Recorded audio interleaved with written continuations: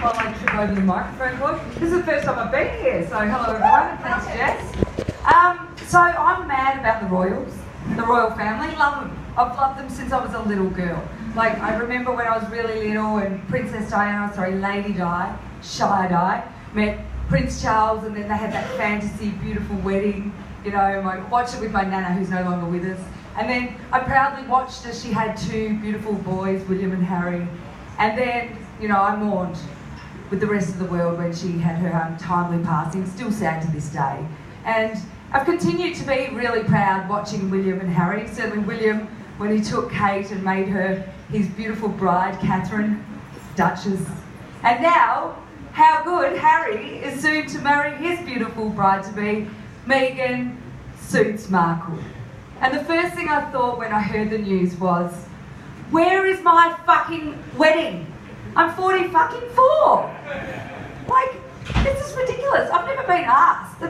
Those two pricks weren't even thought about when I first imagined having a beautiful princess wedding, and now they're both going to be off the market. This is ridiculous. I actually spent 10 years hanging out in the gay disco thinking I was with kindred folk, you know. We'll never have to worry about weddings, will we? And now every fucking boofter that I know, best friends and all, are going to get married before I will. How fucking rude. The worst thing is, I've actually now got a post-baby body and I haven't even punched a couple out. Haven't even punched one out. And the other day the doctor told me that I'm perimenopausal.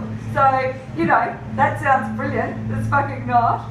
Just means that, you know, for the last 32-something years, I've paid for personal hygiene products that I didn't have to fucking use. Actually, no, I didn't have to use it. That's pretty disgusting. But I just mean I'm never going to, you know, put it to use. It's just a waste. And now if you're adding hot flushes and panic attacks and mood swings, I'm not a princess, I'm just a barren mess. Anyway, now I've put that off my chest. As I was saying, I really do love the Royals. Doesn't have to be the Brits though, I quite like the Europeans as well. Like, true story, and you'll love this, I very nearly became a royal princess. I was in the slip-in Sydney in 2000 on that fateful night when Prince Frederick met our Princess Mary. And I was there all afternoon talking with Fred. We had a real moment. And I just knew something was going to happen. We were having drinks and there were sparks flying. And this is where the point in the story, it's a real sliding doors moment. Because in an alternate universe, it would have been Princess Mary who couldn't find her way out of the toilet cubicle after she accidentally snorted too much horse tranquilizer.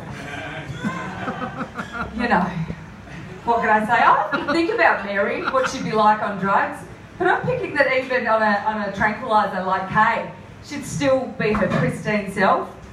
Not me that fateful night, I must say. I actually thought I was a real badger for 45 minutes.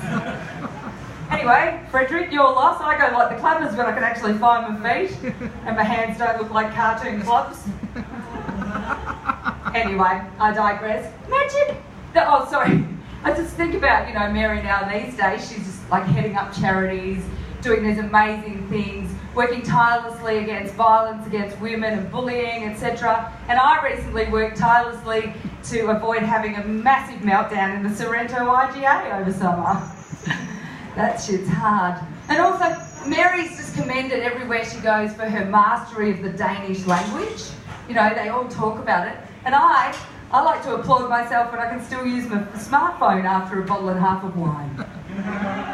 There was that one time, though, that I did accidentally text my mum rather than my boyfriend, and it's safe to say that Mummy didn't really want to eat what I was offering. And I'm pretty sure that she wouldn't have wanted to put her fist where I was commanding her to either. Anyway, it was a proud moment. But I was very impressed that I managed to type it all out and autocorrect it and change the word pussy to puffy. Can you imagine? Eat my puffy, what? No. Anyway, back to the Royals. Can you imagine living under that kind of scrutiny? Like when William and Kate got married, 2 billion people worldwide watched that thing, over 180 countries. And I'm thinking it's going to be similar numbers when Harry marries in May with Meghan. Are you fucking serious? 2 billion people? I got cotton mouth when I went to the Family Feud audition and there was only 80 people in that room. I have to go to the toilet for 20 minutes before every open mic set. What the fuck? Can you imagine 2 billion people? I hope Harry's got enough toilet paper in the castle. Poor Megsy. Imagine that morning. You're getting ready, you know, you've got your wedding dress on, there's 2 billion people about to watch you, everyone in the church, and you're just in the car thinking, fuck, I've got a shit. Anyway, I think it's worked out well that Frederick didn't end up with me. I've now found a lovely man who thinks I'm his princess. Yay! Or is it he thinks I'm a princess? I'm not sure about that last one. The actual point of this whole thing is I still haven't had a fucking wedding. Anyway, thanks very much for having me. I'm Adam.